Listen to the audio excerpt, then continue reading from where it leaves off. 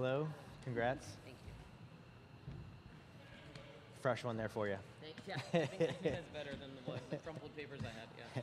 So as a reminder, we'll go opening statement from you. Okay. And then questions for student athletes. We'll Great. dismiss them. Perfect. And then questions for you. Great. Okay. We ready? All right. Thank you for joining us. We are joined by Columbia, the advancing team in today's first 4 game here in Chapel Hill. A few announcements. As a courtesy to your fellow media members, as well as the coaches and student athletes, please silence all cell phones. Please provide your name and media affiliation each time you ask a question during the press conference. And for those of us joining on Zoom, please use the raised hand function. And we will address questions in the room first, followed by any questions on Zoom if we have time. We have head coach Megan Griffith, as well as student athletes Kitty Henderson and Riley Weiss. We will start with an opening statement from coach, and then get to questions from the student athletes, and then questions for coach at the end. Yeah. Well, one, Tina's team, that's a great team. I have a ton of respect for Tina. I said that in our presser before, and I've gotten the chance to battle against her when she was at Rice, and it was one of my first years here at Columbia, and she gave us a little whooping there, so I knew what she was capable of, and I knew she's got a great, talented team, so I just want to say, kudos to them. I thought that was a great battle, and, I'm really proud of our team for responding. Halftime was a big moment for us, a big turning point, just in the trajectory of the game, obviously, but also us understanding that we were beating ourselves a little bit there too, right? And I was, credit especially to these two sitting to my right for really locking in. Kitty was just a menace defensively, wreaking havoc everywhere, and Riley just hitting big shots, wanting the ball, wanting the moment. It was just good to see some of the shots we took early in the game fall, and then just build that confidence back. And out rebounding a Big Ten team, that's a big deal too. Number 14 gave us everything she had. I thought we adjusted our post coverage as well. So happy with the effort in the second half, and hopefully we can build off this one. Questions for the student athletes? Mitch Northam, SB Nation. Wow, that is really loud. Okay. I had just kind of a weird question about the signs on the bench. I don't see a lot of women's college basketball teams do it. Football teams doing it. Where does that come from? How does it help? How have you guys, adjusted to it? I think in this program we're just big on the details, and it's just another way to communicate to your team. And I think when we're all on the same page, it's a huge advantage, and why not just be very clear with what we're doing? So I think it's just a one-up, and it's just something that we do. And as I said, we just have a lot of details, and that's one of them. The questions. Oh yeah, hi, Jillian Prunty, Columbia Daily Spectator. Kitty, you came out of the halftime break looking incredibly driven. What were you thinking coming out of that? Yeah, I think I just had a lot of fuel coming out of halftime because I knew we weren't giving them our best. Obviously they're a really good team, but we weren't giving them even half of what we could, especially me as well. I had missed so many layups. I just needed to get on to the next thing and start it with the defense. And I think we made adjustments, and then from there, that just fuels everything. We always say that, but defense is going to fuel your offense. So I think I just came out, tried to do what I could defensively, and then my teammates Riley's a beast. Everyone did their part, so I'm really proud of everyone. We're going to go to Zoom. Jen. Hey, Kitty. Hey, Riley. Jen Hadfield with the Knicks. A couple for you. Just, first of all, you guys have accomplished so many firsts for this program, but how good and how significant does it feel to get the first NCAA tournament win? I know you guys have been working for this for a long time.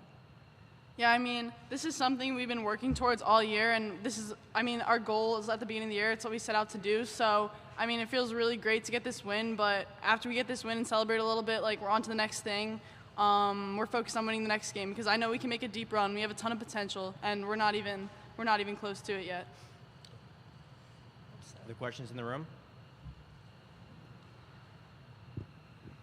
Mitch Northam, SB Nation. For either one of y'all, the coach mentioned how you kind of switched up your post defense and really limited Daniel's 14. I think she had 10 rebounds in towards the middle of the second quarter, so you only really let her get one more for the rest of the game.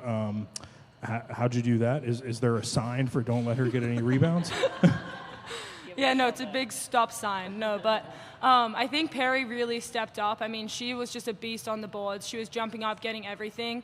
It was a really physical game. So, I mean, I think we just adjusted to that and just went up and, like, had to win those 50-50 balls, and that's what you have to do to win. So, and then in terms of just, like, we were sending a couple more people at her, like, making her think, and I think that just, like, got in her head a little bit.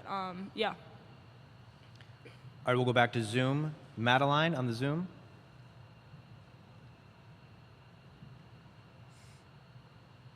Hey, Madeline Kenny with the New York Post. For the players, I'm just curious, like, what was the vibe at halftime at the locker room? What was said? Who said what? I mean, that there clearly something was said. There was a message sent. So. Yeah, I'll take this one. I think Coach G knows how to get us riled up in the locker room at halftime. So yeah, she just told us, like, I mean, we knew that it wasn't our best nearly, and she just told us, like, we need to be better pretty much. And I'm proud of us because I think we rose up to that challenge in the second half.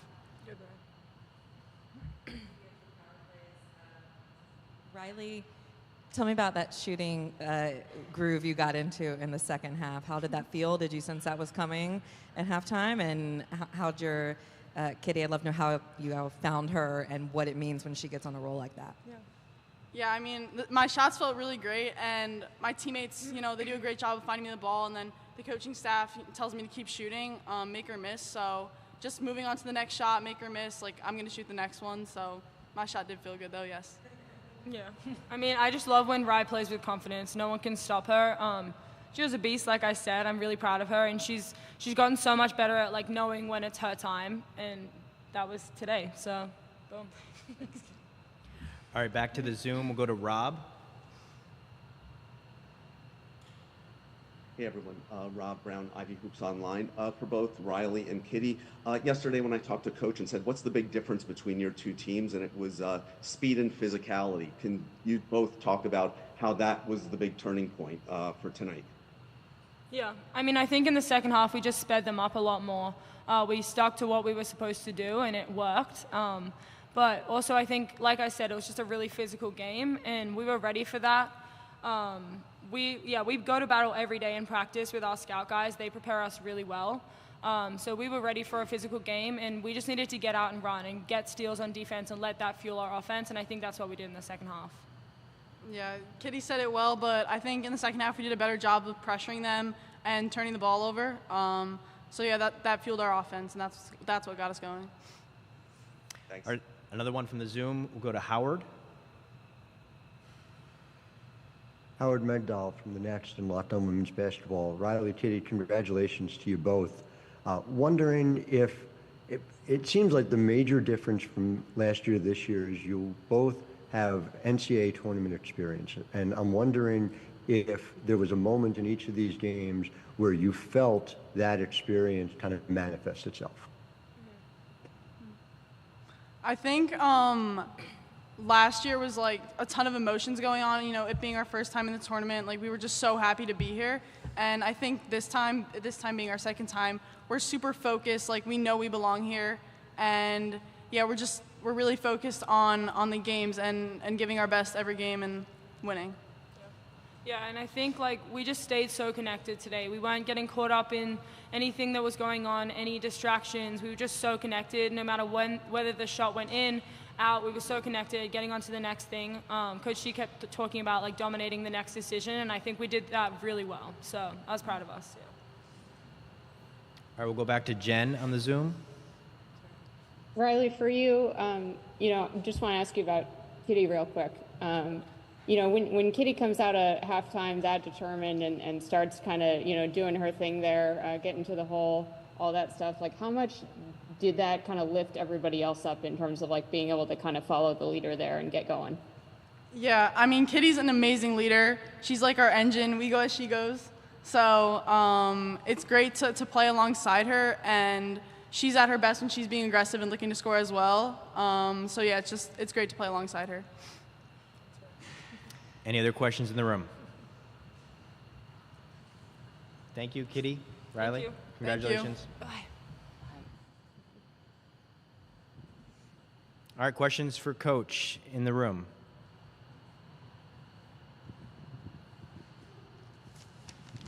Lindsay Gibbs with Power Plays. Coach, they talked about the locker room at halftime. I wondered if you could go into, from your perspective, what was said at halftime and what you think fueled that second half.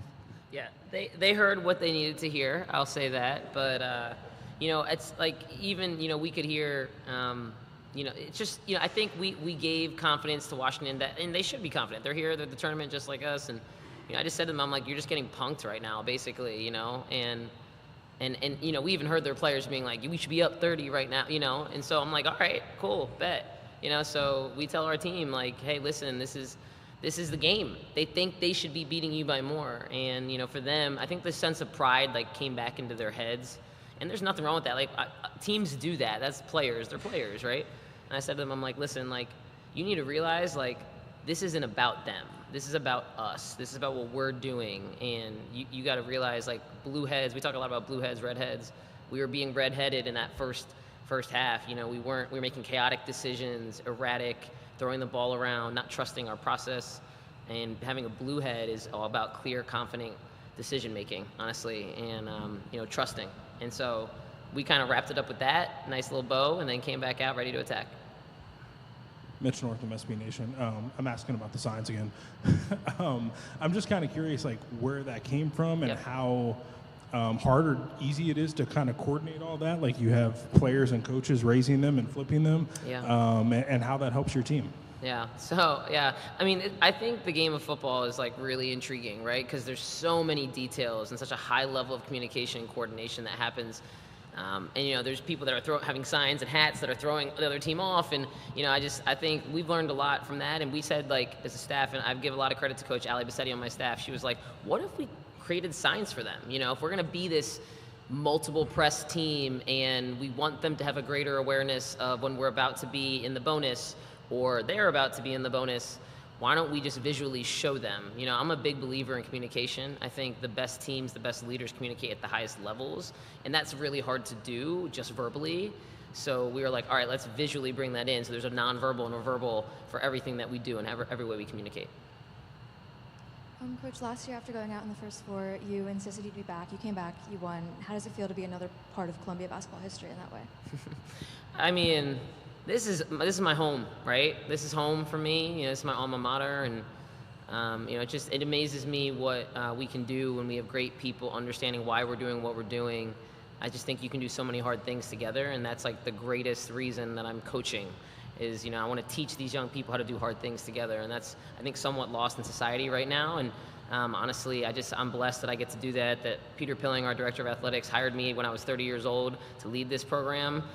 Just a kid, just really hungry. I'm sure he was like, all right, Megan, like cool it a little bit. But here we are doing what I always thought we could do.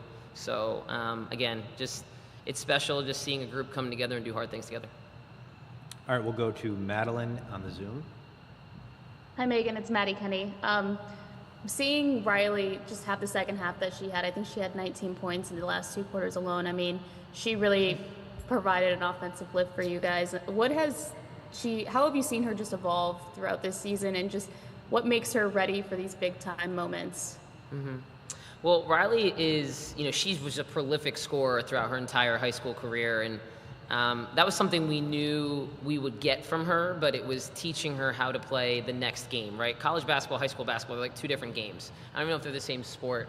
And we told her, especially coming off of last year, like, hey, listen, you're not going to be a role player anymore. You want to be a starter. You want to be a star. You want the moment. You want the spotlight. And, we just told her what she needed to do. And I'll tell you, like, she's one of the most coachable kids I've ever had in a program. You tell her it once, and she does it the very next moment. So it's like, hey, you need to go get in the weight room and gain 15 pounds this summer. And she did it, right? And then she came back, and she was a more durable athlete. She was able to defend. She was able to do the things that we were asking her to do and not just be a scorer. She's going to score. That's what I said to her. I was like, that's like your baseline, right? You're going to go score, but how many other ways can you impact the game and build confidence in your teammates that you're doing it with them? So I just think, like I said, coachability. She's a coach's kid. She's been around basketball at a high level and has a really IQ for the game, but we're just seeing the beginning of Riley Weiss, I can tell you that. All right, we'll go back to Jen on the Zoom. Hey, Meg, just to kind of follow up on your halftime speech a little bit, I'm curious for you as a coach, how do you know which buttons to push with this team, and how did you decide kind of how you wanted to go in there and kind of address all that you were seeing in that first half? Honestly, it's love. That's what I would say. I love these players like they're my family. We spend way too much time with them, but that's what you do in this crazy profession, right? I always say if I were to characterize our staff, we're a work hard, play hard, love hard staff, and that involves them. I want them to be able to call me up and challenge me if, hey, coach, you're too hard on us today, or we might need a day off. That's the relationship I have with Kitty Henderson. So for me, like I know what they need in those moments because I know them, right? And we're not just coach and player, but we're in the fire together. And I just think that takes time. The other beautiful thing is we have 4-year players. I get to grow with them over 4 years. That's the thing I love about the Ivy League. It's really about higher education, and players really want to come for that degree, and I'm one of them, right? So I can speak to that. But I would just say it's because we love each other and we can trust each other, and it's no ego, amigo. That's what we like to say. All right, we'll go to Howard on the Zoom. Coach Howard Magdal, Locked On Women's Basketball on the next. Congratulations on the win. I have a general one about what we saw as a difference experience brought. The fact that there were 9 turnovers in this game for you guys. You had 18 last year against Vandy. And just beyond that, just a real quick specific, if you could reflect on Kitty Henderson winning her 100th game at Columbia. You beat me to it, Howard. That was going to be mentioned today. Yeah, well, first of all, in terms of ball security, that's a big sign of maturity. And we talked about that, the end of this season, and just all big opponents we play, especially in the non-conference. We always say whoever takes care of the ball more is usually going to have better control just offensively of what they're doing, not being sped up. And even in the first half, we barely had any assists, they barely had any assists, right? And it was just kind of like a one-on-one game, and that's just so not how we play. So we just got back to trusting each other, trusting the play calls, echoing play calls. And obviously that paid off for us is, to be in the positive and assist the turnover is a major key to success. So, and then with Kitty, wow, what a winner. What a winner. She's absolutely my most favorite player I've ever coached.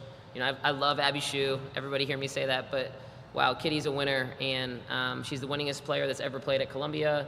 But to have 100 wins in your career when we play a shortened schedule, we only play 27 games in the Ivy League. And, we've had a deep WNIT run when it was before the WBIT, and she's played in postseason every single year. But to get 100 wins in her 4-year career where we don't have a big conference schedule, that is even more impressive in my opinion. Just the most selfless human and basketball player and leader in this program that we've ever seen. We'll go to Rob on the Zoom.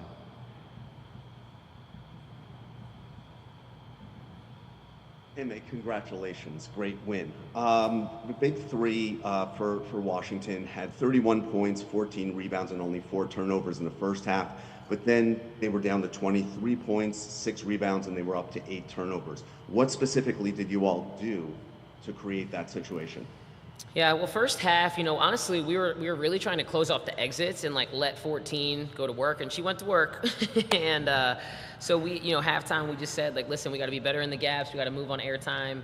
We're going to send doubles in the post to make her think. She's a nice passer, but let's really make her speed her up, And we didn't want to do it right away. We're going to do it on the dribble, and I thought we executed that well. And then our press just was way more in sync.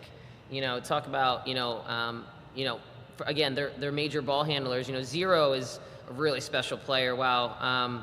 But to make other people have to pass through the press and make decisions was the main goal. So for us, I thought those adjustments, our team executed really well in the second half. And, again, that was just part of the game plan. Honestly, that was the big adjustment we made at halftime.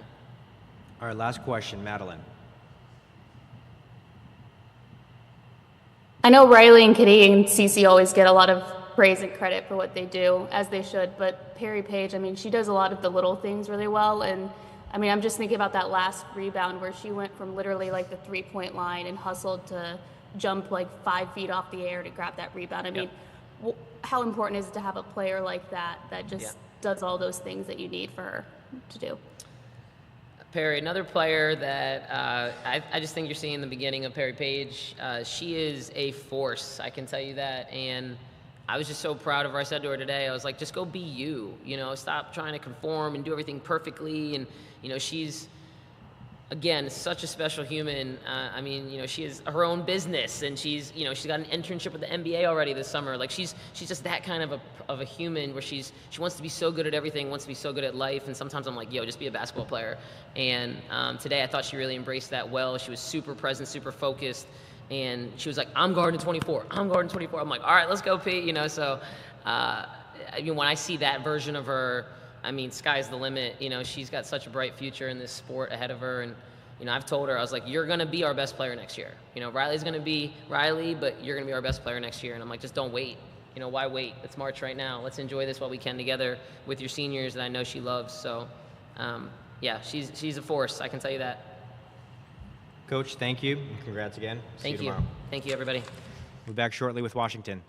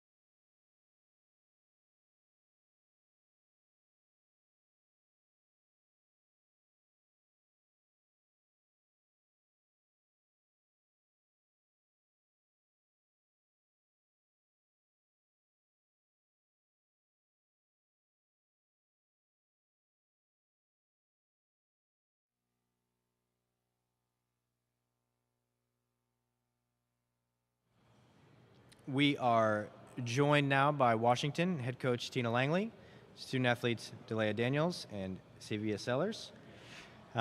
We will start with an opening statement from Coach, followed by questions for student athletes, and then questions for Coach. Coach, go ahead. Thanks. First of all, I just want to say congratulations to Columbia, a great team, obviously a championship team, and we wish them success going forward. Really, really proud of this team. This is a team that came together this summer and wanted to be different. They wanted to be bonded in a different way. They wanted to work in a different way, and they did that. And you saw a huge growth from each individual and collectively when it comes to our culture, the way that we work and train and prepare, and also off the floor, the way they were bonded. So really proud of the season and the growth that we had. Love these young women. We spent a long time with our seniors thanking them, Brenna, Tyra, Delia, for all their contributions, the way that they have poured into the university, into our team, and the way they have loved their teammates and really driven this program forward. And so emotional locker room because we're going to miss them very much, and we wanted to do the best we could for them. But very, very grateful for the time that we've had with them. Thank you, Coach. Thank you. Questions for student athletes? If you could talk a bit about the first half, I guess it seemed that you guys had control of that first half, was able just to do whatever you want. Just what were the things that you liked about the first half? I thought we were getting pretty good ball movement. I thought our tempo was up there. I thought we were trying to get transition runs. We're a good transition team, so just trying to play to our strengths. I think we were the better team in the first half, but I don't think it carried over after halftime, so that's what I would say. Then to like that right there, obviously the game turned in that third quarter. Just what happened during that transition there? Yeah, I think we just gave up a lot of straight line drives. We weren't helping the helper, things that we practice a lot in practice. So I think, we just got to be disciplined, communicate a little bit more to our teammates, especially in these environments. Everything has to be times 10. Everything, our communication, our intensity level, and it just wasn't there in that third quarter. And that's, that kind of changed the trajectory of the game, I think. Then for a team that shoots so well from the three, was it their defense? Was it the looks that you guys were getting? Just what happened with your perimeter offense?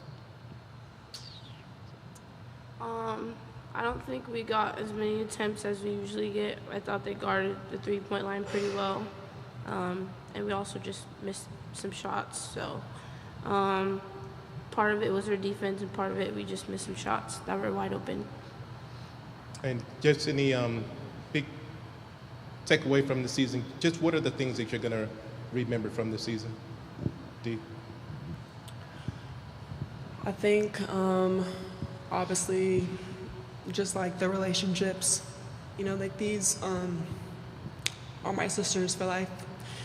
And, we talk so much about the journey and not just like focusing on results, because at the end of the day, like a trophy is a materialistic thing, like it's vain, like, it's just gonna fade.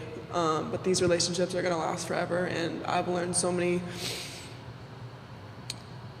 valuable things in my life. Coach Langley is an amazing woman. She doesn't just teach us how to be amazing basketball players, but she wants to teach us how to run our own house one day, and how to be a CEO, how to be a boss. And that's everything that she is, and I think just being able to follow her these past 3 years, like she changed my life. And, I'm grateful for Xavier. I'm grateful for all of our underclassmen and just everyone who's put the work in, and who's also just helped change this program, so it's not, this is just a step in the right direction for this program. So I'm really just proud of our team, and I'm excited for the amazing things that they're going to be doing in the future. All right, we have a question on Zoom from Bella. Hey guys, for you, Savia, Bella Munt's in the next, my bad. For you, Savia, Coach had sort of talked previously about your motivation at the end of last season. And I know that the loss is disappointing, but how does this game make you feel about the future of this program and moving forward into the next season? Obviously, I'm super proud of this team. I thought Coach brought in a great group of people, a great staff that's very committed to making each other better. So obviously, this loss is tough, but we still made a big jump from last year to this year. And, we can only get better. We still have a lot of returners that got a lot of experience.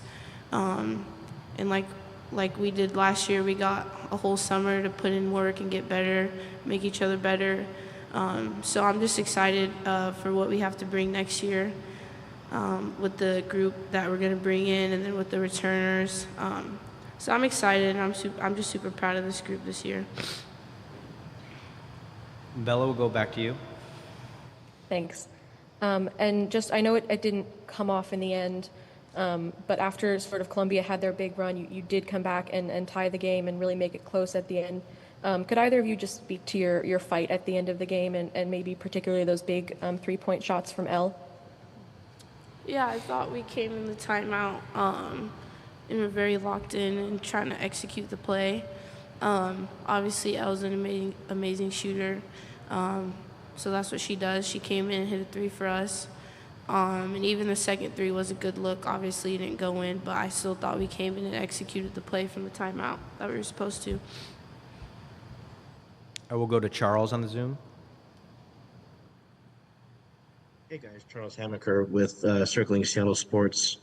Thank you for taking the time, first of all. Leia, if I can, I'd love to hear from you about what you've seen from Savia's growth. I mean, just from what she did last year as a freshman to being such a spark for you guys this year. Can you just speak to, what Savia has done this year?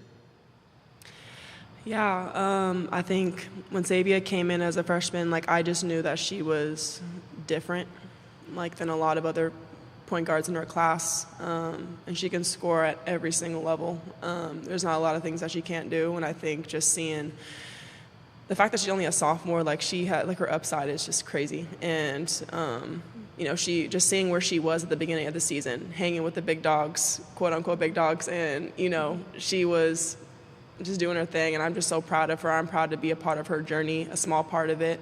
I hope that this game and this season doesn't make her hang her head in any way, because you've put so much work in, and I'm so proud of you. Just seeing all the unseen hours, her and Elle would come in every single day, 2 or 3 hours before practice, maybe really early in the morning, come back and do 3 a day. So just seeing all of those unseen hours pay off, I'm just so proud of her, and I'm excited for her future. So, All right, last one for the student athletes from Howard on the Zoom.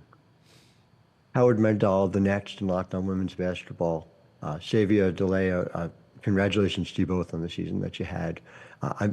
This was Columbia's second chance at the tournament, and they played differently having that experience. I'm wondering for each of you what you think you can take away from this. Obviously, Delea, you're going to see it, from afar, but what you think this team is going to take into that next opportunity to play, and Savia, what you plan to take directly into the next chance that Washington has to play in the NCAA tournament. Obviously, from every loss and win, you learn a lot. I think from losses, you learn a lot more. So obviously, we're super grateful to be here, and we're grateful for the opportunity.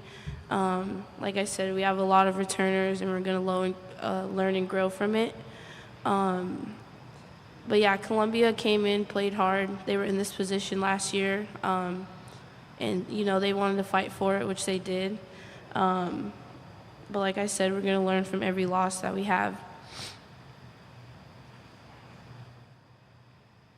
All right, thank you. Thank you, guys.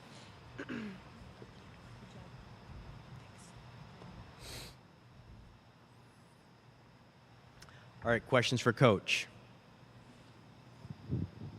Lindsay Gibbs with Power Plays. Coach, hearing your players talk about you, what you've meant to them, what does that mean to you? And, as a coach, so often you are judged on your wins and your losses, but it's obviously about much more than that.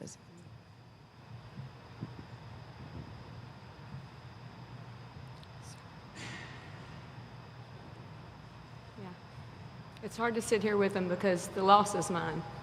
This game it's on me, but I'm so proud of them to sit here and listen to them, to hear how they've grown, how much they love each other, how much they love being here, how much they love caring for one another. We learn from each other. They don't just learn from me. And so I thought they did a beautiful job of saying who we are and who we hope to be. The way that we're committed to one another. And so it was beautiful to sit here and listen and learn from them, So I think that's what our culture is. It's becoming, and we tell them all the time, they're not the only ones becoming. We're all growing. We're all trying to be better. And they did a tremendous job this year helping this program grow. And in the process, they grew and we grew. And I love that they talked about our staff. They did a phenomenal job this year. But genuinely, I appreciate that question a lot, because there's nothing more important than the impact we make on each other and people in life. And I think Delea said it well. You could ask me about a lot of my basketball games. I can't tell you a lot about them, but I can tell you about the people. And that's what we want to do. We want to be great for people and help each other be better. Thank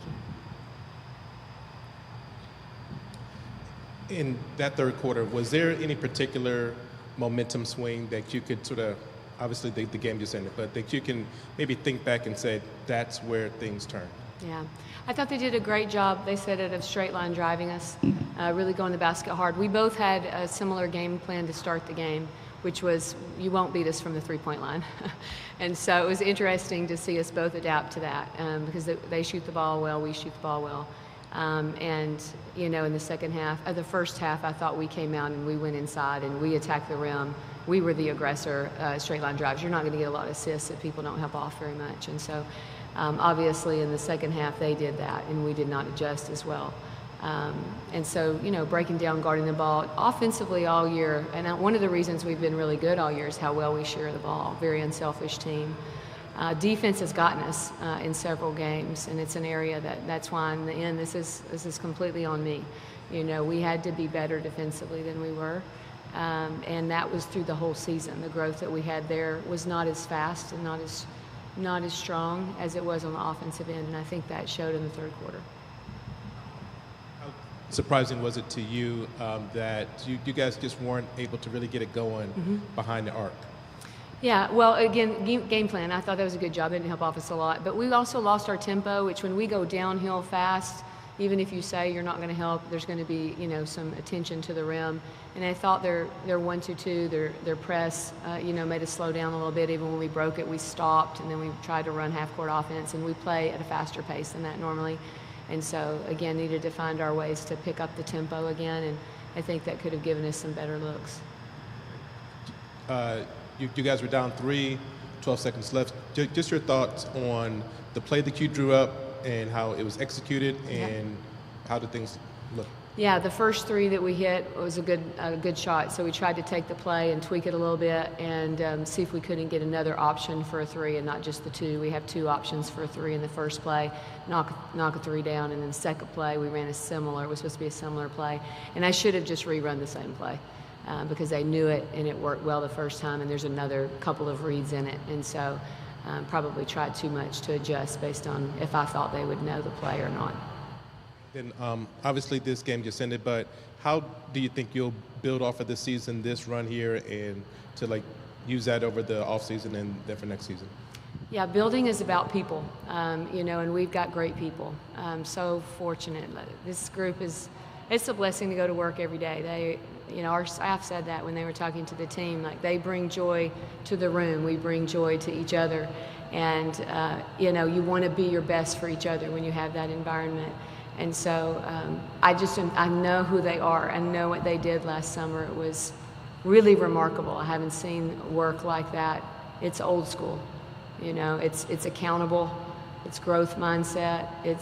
We're going to go to work, you know, and we want to represent this university so well. You know, this is an amazing university, amazing athletic department.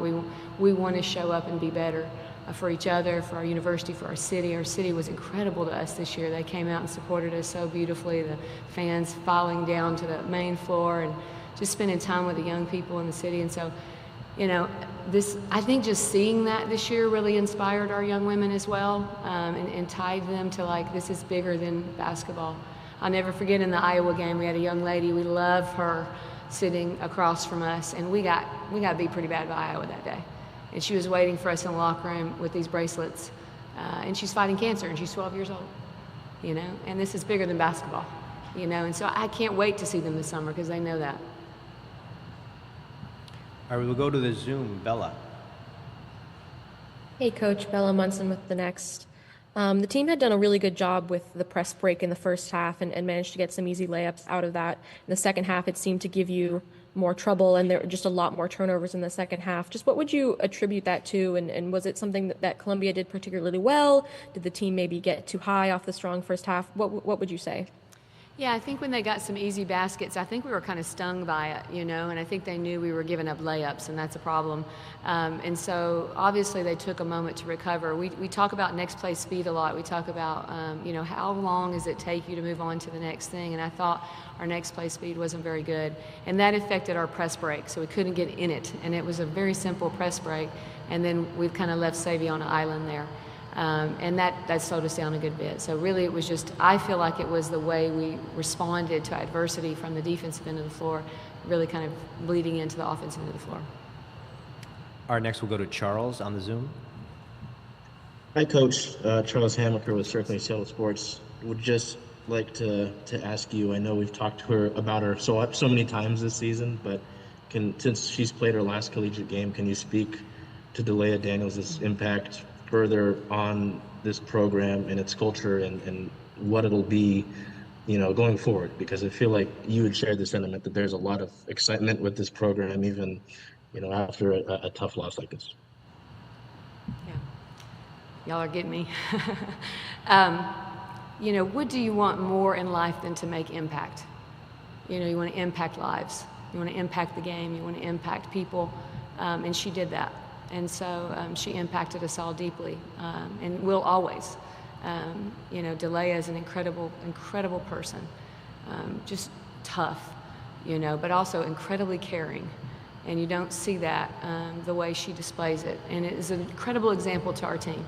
And to our coaching staff, and we all thanked her for the way she worked and showed up, her toughness that she brought. And she loves her city and she loves her university, and that's also a great example. And so I appreciate her and her example very much. All right, next we'll go to Rob on the Zoom. Rob Brown, Ivy Hoops Online. I have two questions, Coach. First is, when you have a team that's new to the tournament and they're, coming out with such success in the first half, any concern at the end of the half and in the locker room about overconfidence? We've not been known for overconfidence this year. If anything, I would be more concerned that we would be nervous, because sometimes we just didn't understand how good we are. I have a good friend who talked a lot about, sometimes you're just a cup short of greatness. And we were just right there a lot.